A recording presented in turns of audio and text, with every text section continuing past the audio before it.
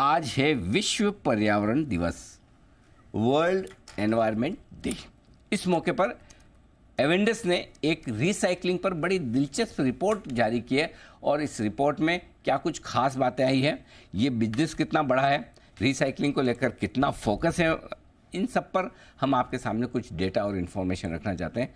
वरुण हमारे साथ तैयार है। वरुण, सबसे पहले तो बताइए कैसा लग रहा है इस रिसाइकिल कपड़े की जैकेट में? बहुत अच्छा लग रहा है। फील अच्छी ना, एकदम सॉफ्ट है। बहुत अच्छी। मैंने दीप से सुबह वो बोला था कि बहुत अच्छा मटेरियल, बाद में लुक भी अच्छी है। और कब से ये सारे लोग एक दूसरे की फील देख रहे हैं। मतलब स्मूथ, एकदम बढ़िया। मतलब वाकई में जो आप नॉर्मल कपड़े से स्टिच करवाएं और वैसे उससे बेटर फील लगे। एक्चुअली बहुत अच्छा है। मैं सुबह दीप से वही बात कर रहा था, ये है क्या? फिर दीप ने बताया कि अरे रिसाइकल वाला। बहुत बढ़िया। वैसे आप बड़े भाई छोटे भाई की बात कर रहे थे, सेम फील आ रही है दोनों की। क्या है, एक साथ थान लेने में सस्ता पड़ता है। गिफ्ट भी क्या है, एक अलग अलग कलर के 10-12 के लाए तो थोड़ा समझ गया ना? सही बात है। समझ गया। तो चलिए, ये एवेंडस की रिपोर्ट है और ये कह रही है कि भारत में बेसिकली जो रिसाइकलिंग इंडस्ट्री है उसमें काफ़ी बड़ी अपॉर्चुनिटीज़ है। करीब करीब अगर आप देखेंगे तो 2000 करोड़ रुपए के आसपास के मौके जो है वो इस पूरे इंडस्ट्री में बन सकते हैं।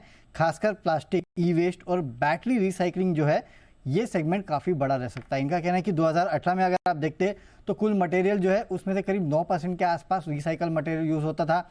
2023 में ये और कम हो गया, करीब 7% के आसपास का रह गया है। लेकिन आगे मौके जो है वो काफ़ी ज़्यादा है, खासकर प्लास्टिक रिसाइकलिंग इंडस्ट्री। इनका कहना है कि FY30 तक अगर आप देखेंगे तो साल दर साल यहाँ पे 24% के आसपास की CAGR ग्रोथ का अनुमान है।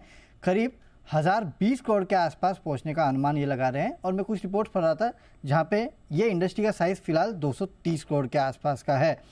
फिलहाल भारत करीब अगर आप देखेंगे तो केवल 10% आसपास जो प्लास्टिक है उसको ही रिसाइकल करता है, यानी कि 90% के आसपास की अपॉर्चुनिटी जो है वो अभी भी भारत के पास है। इसके लिए 1000 करोड़ के ऊपर का बिजनेस जो है, डॉलर्स की बात कर रहा हूँ मैं, इस इंडस्ट्री में आने को ये देख रहे हैं। ई वेस्ट ये दूसरा बड़ा सेगमेंट है जहाँ पे आपको फोकस करना चाहिए, क्योंकि FY30 तक करीब 30% के आसपास की साल दर साल ग्रोथ जो है वो यहाँ पे देखने मिल सकती है और $750 करोड़ के आसपास का कारोबार जो है वो ई वेस्ट का FY30 तक हो सकता है। फिलहाल अगर आप देखेंगे ग्लोबली 59 मिलियन टन के आसपास का जो ई वेस्ट है वो जनरेट होता है और उसमें से केवल 18% जो है वो रिसाइकल होता है। भारत में अगर आप देखेंगे तो महज 5.8 मिलियन मेट्रिक टन के आसपास का ई वेस्ट जो है वो जनरेट होता है। तो कहीं ना कहीं ये जो अपॉर्चुनिटी है ई वेस्ट की, ये अब नई उभर के निकल रही है। और वैसे भी आप देख रहे हैं कि किस तरह से ई-कॉमर्स बढ़ते जा रहा है, किस तरह से डिजिटाइजेशन बढ़ते जा रहा है। तो ई वेस्ट जो है ये एक बहुत बड़ी अपॉर्चुनिटी है। तीसरी अगर आप देखेंगे तो बैटरी की रिसाइकलिंग। हालांकि काफ़ी सारी बैटरी मैन्युफैक्चरर जो है वो लेड या बाकी चीज़ों में रिसाइकलिंग करते हैं, लेकिन ये काफ़ी छोटे अमाउंट में है और इस इंडस्ट्री में भी बड़े मौके आगे हैं।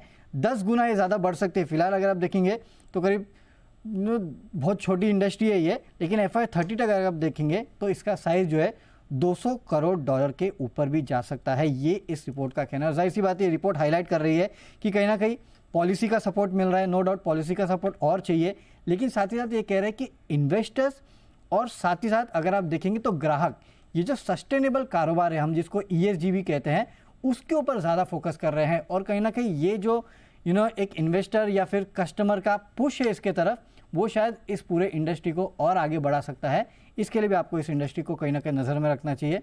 बड़ी अपॉर्चुनिटी है, 2000 करोड़ से ज़्यादा। तो ये 3 इंडस्ट्री यानी कि प्लास्टिक रिसाइकलिंग, ई वेस्ट और EV में जो बैटरीज है वो जनरेट कर सकती है FY30 तक। ओके, तो ये रिसाइकलिंग को लेकर बड़ा बिजनेस आगे होने की तैयारी। कई सारे पहलू हैं अनिल जी, तो कोई लिस्टेड कंपनियां हैं जो कर रही है इसमें? अभी तक नहीं। छोटे मोटे में आपको, जैसे कि बहुत बड़ा इनका बिजनेस है उसमें जो छोटा कोई कर रहा है इस टाइप में है, लेकिन कोई बहुत बड़ा नहीं। जैसे एक्साइड को अगर आप देखेंगे तो क्लोराइड मेटल जो है उसका बैकवर्ड इंटीग्रेशन ये करते हैं, बैटरीज के लिए रिसाइकल करते हैं, लेकिन वो बहुत छोटा कारोबार है इनका। तो ऐसे कोई प्योर इसका प्ले अभी तक तो हमारे नजर में आया नहीं। ये चक्कर है कि लिस्टेड स्पेस में कम है। हाँ, ये इनकी रिपोर्ट में भी इन्होंने ये कहा है कि जो अनऑर्गेनाइज सेक्टर है वो इसमें काफी बड़ा है, तो उसका ऑर्गेनाइज की तरफ शिफ्ट होगा आने वाले समय में। तो बहुत सारी कंपनियां आएंगी सामने। ओके, आप में से किसी की नज़र में है कोई ऐसी कंपनी जो रिसाइकलिंग पे बड़ा काम कर रही हो और निवेश के लायक हो? अगर आप हमारे पैनल में किसी को आइडिया हो। वैसे इसमें कंपनियों के नाम तो नहीं आया, जो है वो बहुत ही छोटी कंपनियां शायद। तो बट थीम बड़ी हो सकती है। एक बार जरा चोपड़ा साहब भी आ गए, चोपड़ा साहब से भी राय ली जाए।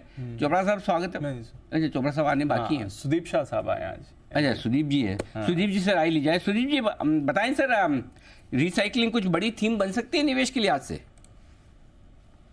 रिसाइकलिंग मेरे ख्याल से एक इमर्जिंग अभी ये थीम है। मुझे लग रहा है ये आने वाले कुछ महीनों में, और उसमें हम और भी बहुत ज्यादा पुश भी देखेंगे गवर्नमेंट का। हमने पिछले बजट में भी सुना था दैट बहुत ज्यादा फोकस है।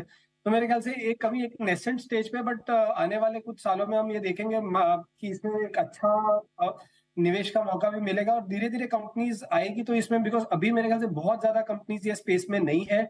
तो मेरे हिसाब से अभी इन्वेस्टिंग अपॉर्चुनिटीज कम है, बट स्टेडीली मेरे ख्याल से ये आगे जाके एक बहुत अच्छा थीम धीरे धीरे बन सकता है ये।